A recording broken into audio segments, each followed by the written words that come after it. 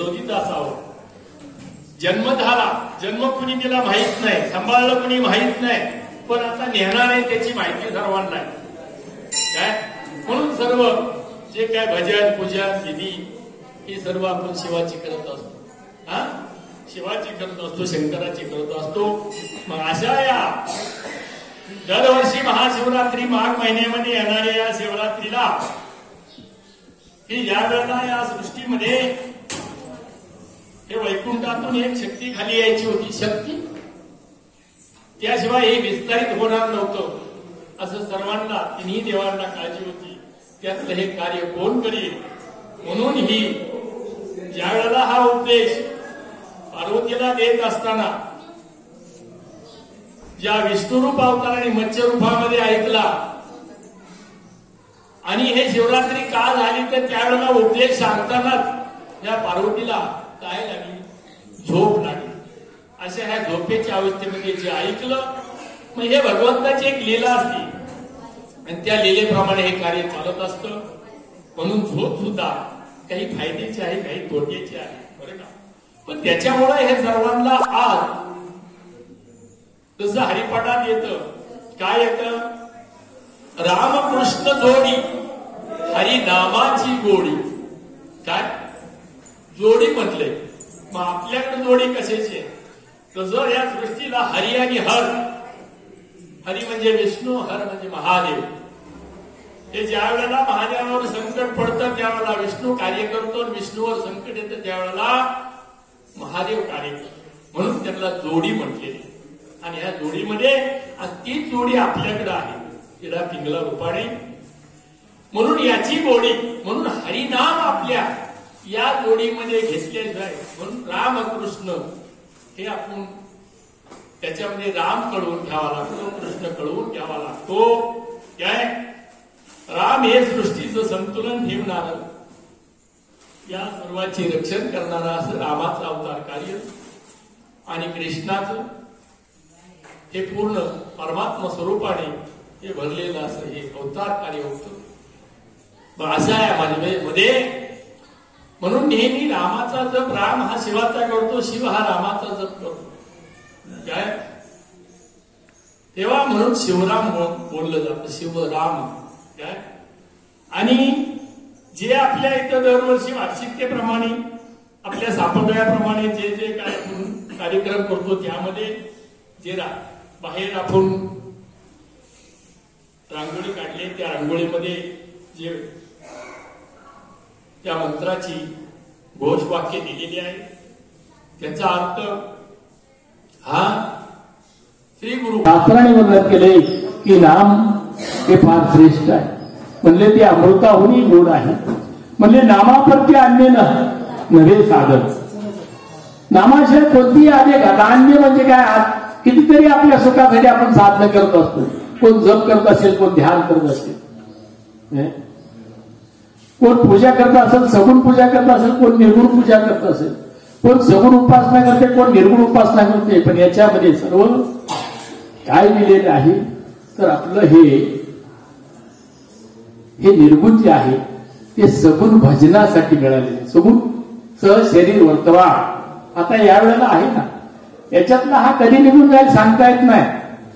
मग ते जाण्याच्या आधी तरी आपल्याला हे समजून घेतलं पाहिजे की या जीवाला वाचा मिळालेली, आत्मा मिळालेला आहे. त्या जीवाला आत्मा हा सर्व काय पुरवठी करत असतो, तो शिव झालेला आहे काय, आणि वाचा हा जीव झालेला आहे. असा जीव शिवाची जोडी ही आपल्याला याची भेट कधी होईल. म्हणून जीव हा अधोगतीने चालतो, शिव हा ऊर्ध्वगतीने चालतो. म्हणून हा येताना प्राण आपल्याला ऊर्ध्वगतीने आलेला आहे. म्हणून ऊर्ध्वगतीने अधोगतीला आलेला आहे. म्हणून ही अधोगती आपल्याला समजून घ्यावी, कारण मूळ ठिकाण आपलं वेगळं आहे. म्हणून ज्या ठिकाणावर आपण आलो त्या ठिकाणी जाण्याचा मार्ग आपल्याला या शिवतंत्रामध्ये येतो, शिवध्यानामध्ये येतो, शिवमंत्रामध्ये येतो. सर्व याच्यामध्ये हे शिव नामस्मरण मग जे काय त्याचा महात्मा शिवाचं हे रुद्राक्ष या अंगाने आलेले. म्हणून आपल्या या ठिकाणी प्रत्येकाला नामदीक्षा झाल्यानंतर रुद्राक्ष दिला जातो. रुद्राक्ष बरे का. आणि वारकरी संप्रदायामध्ये तुळशीची माळ, ती प्रधान मानली जाते. काय आणि वारकरी संप्रदाय आणि नाथ संप्रदाय याचं मूळत हे साधन हे आपलं तुम्हा आम्हाला सर्वांना कल्पनेत आहे, भावनेत आहे, इच्छेत आहे. अशा अंगाने की आपला संप्रदाय म्हणून या संप्रदायाचं मूल्य ज्याला समजली, संप्रदाय अजून आपल्याला कुणाला कळाला, कुणालाच कळाला. संप्रदाय आणि संप्रदाय काय, तेव्हा संप्रदायाची व्याख्या माऊलींनी छान दिलेली आहे. म्हणजे ही प्रसन्नता आम्हाला कोणत्याही संप्रदायात, गुरुशिवाय संप्रदाय तो प्राधान्य नाही. पैसा श्री गुरु होय प्रसन्न, शिष्य विद्या कीर आहे. आपल्याला भरपूर विद्या झाली, शिष्य विद्या कीर आहे. जे जे ज्या ज्या साधनेत गेले, ज्या ज्या याच्यामध्ये अनुयायी झालेले आहेत प्रत्येक क्षेत्रामध्ये, त्या त्यांची विद्या त्यांना फार असते. पण ती प्रसन्नता कोणाची असती, कोणत्या व्यवसायामध्ये, हा आध्यात्मिकामध्ये, हा प्रपंचामध्ये पहा, गुरुशिवाय आपल्याला ज्ञान नाही. शाळेमध्ये असा शिक्षित व्हा, सर्व काय. मग असा हा संप्रदाय, या संप्रदायाची तर आपणाला ती उपासली म्हणजे केल्याशिवाय, ती जपल्याशिवाय, त्याचे उपासक झाल्याशिवाय त्याची उपासना फळाला येत नाही, म्हणजे मिळत नाही. नाही तर आपण सर्वच जाणतो या संप्रदायाचे आहेत, त्या गुरुचे चेले आहेत. अशा या सृष्टीमध्ये, या जगतामध्ये अनेक पंथ आहेत, अनेक मार्ग आहेत, अनेक गुरु आहेत, काय अनेक मंत्र आहेत, हजारो कोटी मंत्र आहेत. मग त्यामध्ये नेमका आपल्याला गुरुमंत्र काय ही माहिती सर्वांना झालेली काय. मग हे गुरुमंत्राचं जे आहे वक्र म्हणजे तोड, कारण मुखाशिवाय आपल्याला याचं चिंतन करता येत नाही आणि मननही करता येत नाही. परंतु ते शस्त्र झाले म्हणजे काय झाले, शस्त्र. मग शस्त्र म्हणजे काय झालं, या शस्त्र होऊ नये म्हणून यासाठी शास्त्र निर्मिती केली. पूर्वी आपल्या सर्व थोर महात्म्यांनी, ऋषीमुनींनी, सर्व महात्म्यांनी, का ते हे मुख किती शस्त्रामध्ये मोडतं, हे हत्यारी मागं पडतील, परंतु हे शस्त्र फार अवघड झाले. याच्यावर आपण अजून याची ओळख होणं गरजेचं आहे. मग हे मुख हे संसाराला दिलेले आणि प्रपंचाला हा देह उभा केलाय, प्रपंचाला देह उभा केलेला. परपंच म्हणजे पर म्हणजे दुसरा आणि पाचापासून मिळणारा हा दुसरा, हा देह 3 गुण आणि पंचमहाभूत मिळून हा देह बनलाय आणि त्याच्यामध्ये हे सर्व भरलेलं आहे भगवंतानी. आणि हे भरलेल्याची ओळख आपल्याला होत नाही का, तर इंद्रियाच्या बाजूने चाललेले असतात, विषय विषयाच्या बाजूने चालले असतात. मन कधी ऐकायचं नाही, मन कधी स्थिर नाही. काय ह्या मनानुसार आपल्याला, ह्या वृत्तीनुसार, मन म्हणजेच आपल्या वृत्ती आहे आणि नाना वृत्ती मिळून बनलेलं मन आहे, म्हणून त्या मनाला चंचलत आहे. आणि आपल्या जीवनामध्ये घडलेल्या, पाहिलेल्या आणि ऐकलेल्या, घडलेल्या, पाहिलेल्या, ऐकलेल्या या अवस्थेमध्ये, या लाभ हानीमध्ये मन सारखं गर्क असतं काय. आणि याचे शोकाचे दुःख हे भूतकाळात जेवढे जेवढे हानी झाल्या, लाभ झाला, हानी झाली, नुकसान झाली, तोटा झाला, याची परिणामाची भीती, उद्या काय होईल अशा भविष्य काळात जाती. आणि आता या वेळेला काय करायचे हे राहून जातं. मग अशामुळे आपला परमार्थ घडत नाही. काय काल झालेला भूतकाळ हा संसार प्रपंचामध्ये मोडतो. भविष्यात काय होणार आहे या संसार प्रपंचाची व्याख्या राहते. पण आता यावेळेला काय, आता यावेळेला आपल्याला नामस्मरणाची गरज आहे. म्हणून सर्व काळ हे नामाचं चिंतन आपल्याकडून व्हावं. त्यावेळेला हा काळाला बाजूला सारता येईल. काय नाही तर काळ सगळ्यांना नेल्याशिवाय कोण राहिलं, देवाधिकाला नेलं, ऋषीमुनींना नेलं, सर्व नेलं. मग काळावर विजय मिळवायचा असेल, काळ पायरीला जर बांधून ठेवायचा असेल, तर या सद्गुरु साधकाच्या दृष्टीने काय अत्यंत महत्वाचं आहे की जेणेकरून काळ येण्या अगोदर आपण होऊन त्याच्याकडे जावं, हेच एवढं शिकायचं आपल्याला. म्हणून आतापर्यंत आपण ह्या जन्माचा सोहळा पाहिला ह्या उघड्या डोळ्याने, पण मृत्यूचा सोहळा आहे जिवंतपणे आपण पाहत नाही. म्हणून जिवंतपणे आपल्याला मरायचे आणि जिवंतपणे मरण्यासाठी जे सर्व आपल्याला हे परिणिती म्हणजे बदल करण्यासाठी आपल्याला हे सर्व हा आपल्या पाठीमागे लावून दिलेली जे काय आहे, व्याधी आहे, उपाधी आहे, अडचण आहे, सर्व समस्या आहे, आणि या समस्यांच आपलं गुणगान आपण करत असतो. आणि त्याच्यामध्ये म्हणून समर्थही सांगतात की आपली साडोली म्हणजे संसार व्यथा. व्यथा म्हणजे दुःख, दैन्य, दारिद्र्य. सर्व आपण दुःखात आहोत. कोण सुखी आहे? सर्व दैन्यामध्ये आहोत. अवस्था आहे, दैन्य म्हणजे अवस्था आहे. दुःख, दैन्य आणि दारिद्र्य याच्यामध्ये आज आपलं हे जीवन चाललेले. अशा ह्या जीवनाला कथेची जरूर आहे. मग कथा कुणाकडे मिळत असते? म्हणून आपली सांडूनी संसार व्यथा करीत जावी देवाची चिंता. मला सांगा आता यामध्ये आपल्याला चिंता कशाची आहे? चिंता कशाची आहे? आपलं काय होईल? आपल्या संसाराचं काय होईल? प्रपंचाचं काय होईल? देहाचं काय होईल? काय याची चिंता आहे. म्हणून चिंता ही सांगाय सांगितली आहे.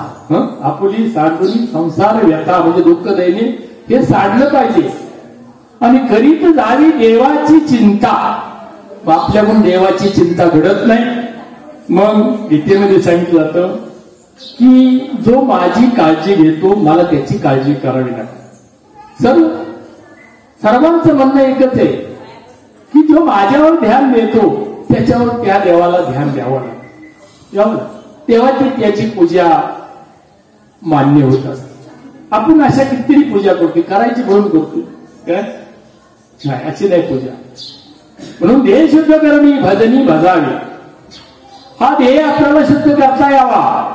मग देह शुद्ध करण्याची सुद्धा आपल्याला सर्वांना माहिती मिळाली की हा विभूती शिवाय हा शुद्ध होत नाही. म्हणून देह शुद्ध करणी भजनी भजावी. आता भजन, आता एक तालासुराचं भजन असेल आणि एक नामस्मरणामध्ये, चिंतनामध्ये, जे अनिर्वचनीमध्ये यामध्ये जे भजन चालतं ते म्हणजे त्या भगवंताला मान्य. मग अशा ह्या भजनाशिवाय म्हणजे हा देह पवित्र आणि शुद्ध होणार नाही. आंघोळ करून काय होणार आहे? काय काय करणार आहे आपण? कितीतरी त्याला हे केलं तरी नाही. मग हे कळत नाही म्हणतं आपले आपण चांगली कृत्य होण्याऐवजी दुष्कृत्य होतं, वाईट कर्म होतं. मग माऊली म्हणती जरी दुष्कृती झाला तरी म्हणले अनुताप कीर्ती एवढी झाला. आणि मग तो संदेशी अधिकारी झाला, म्हणजे पूजेशी अधिकारी झाला. जे काय पूजा करणार आहात, जे काय नमस्कार करणार आहात, ज्या ज्या स्थळी जाणार आहात त्याशिवाय तुम्हाला हे अनुताप तीर्थ जेणेकरून या अनुताप तीर्थाचे ज्ञान मनाशिवाय घडत नाही. काय मग या सृष्टीमध्ये ब्रह्मदेवाने 68 तीर्थ तयार केली. किती? 68.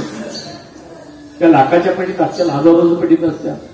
पण एक असं तीर्थ आहे की जेणेकरून त्या मनाने त्यामध्ये स्नान करायचे असते, आंघोळ करायची असते.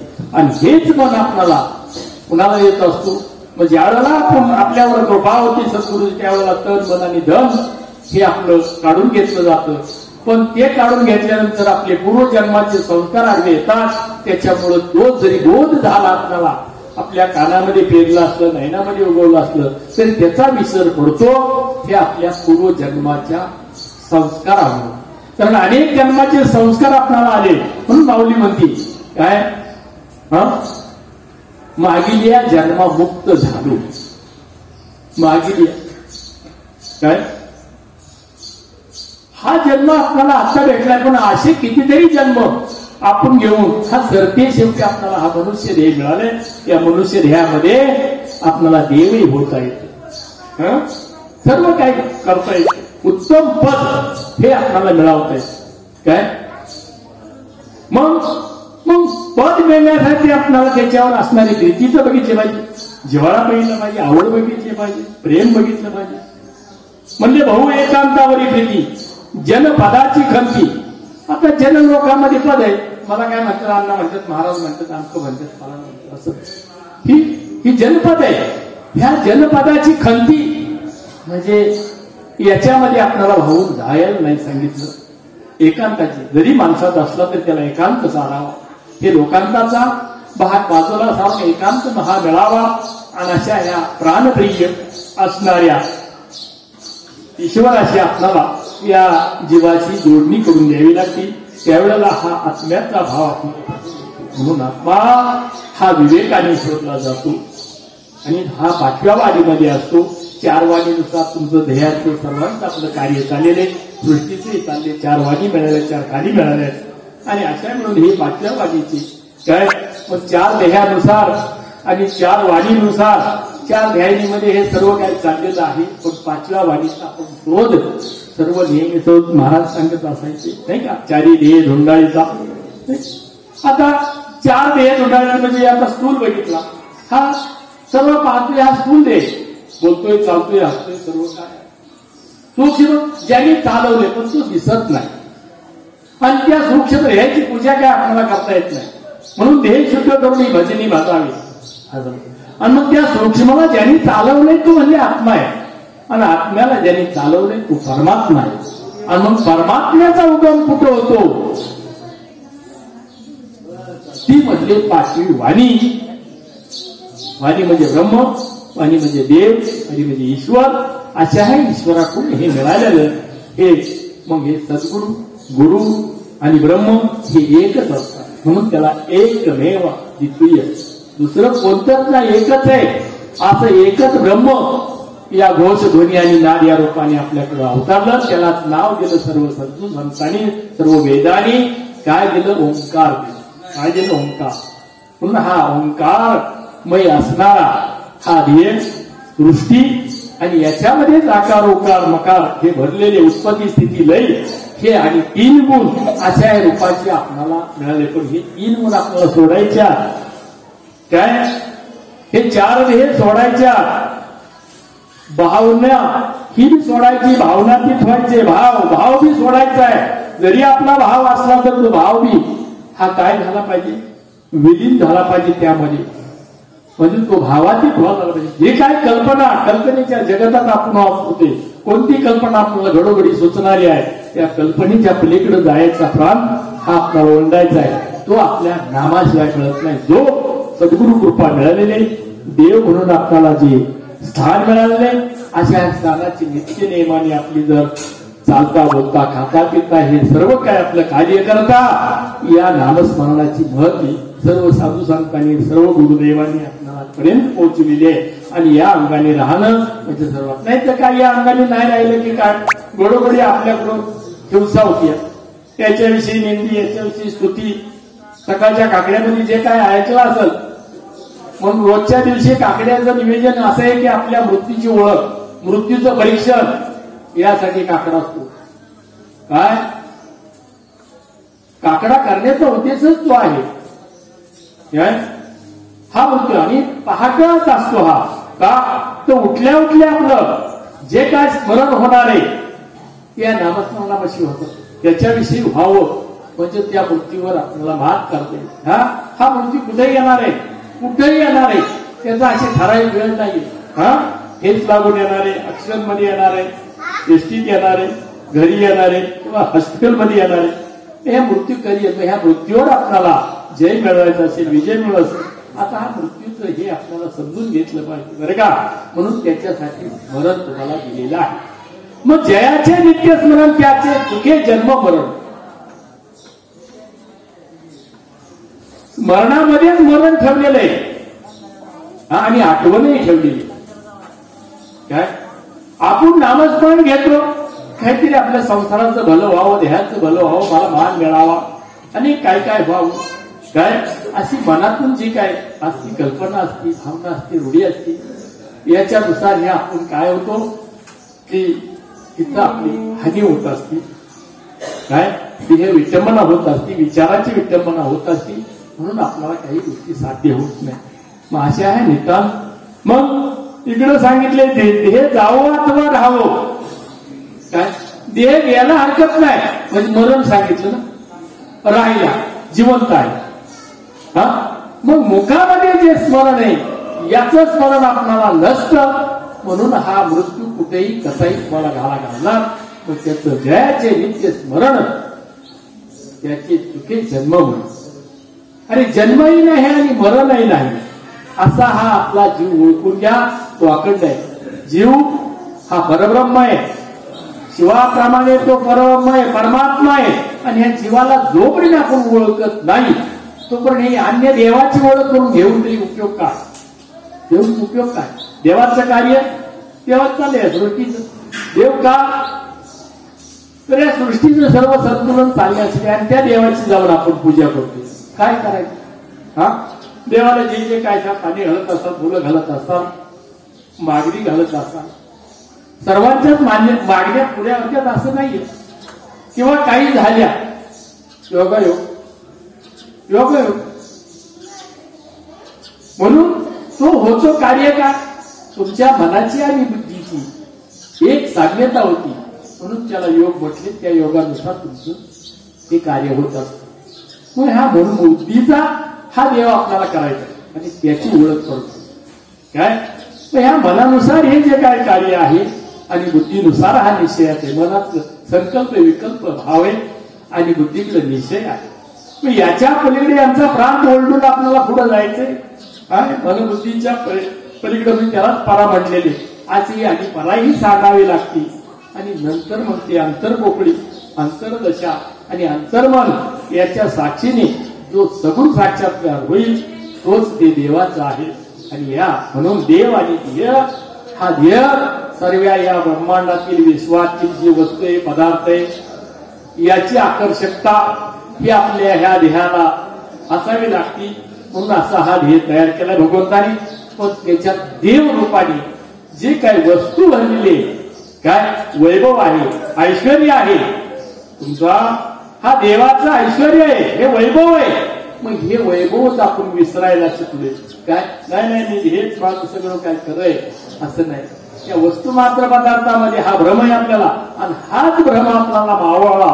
म्हणून देवाची परिशिमा, देवाची जी प्रार्थना आपल्याला येत असते, करावी लागते, पूजा करावी लागते. एवढ्यासाठी त्याचं ऐश्वर्य, त्याचं ऐश्वर्य समजलं की आपलं ऐश्वर्य हे त्यांनी मिळवून घेतलं जातं आणि अशा ह्या दोघांची गाठभेट होती. म्हणून जीवा शिवाची जळली समाधी, तुटली उपाधी प्रपंचाची.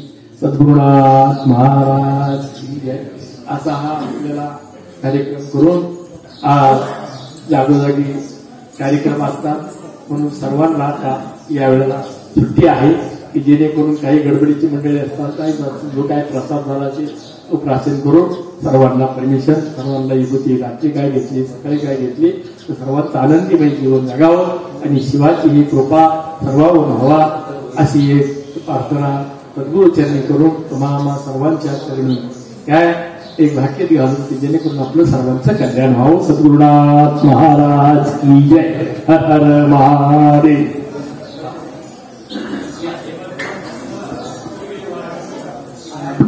सर्वांनी आता भजन म्हणायचे, ज्याच्यासाठी आलो आहोत सर्वांना म्हणायसारखं माहितीये.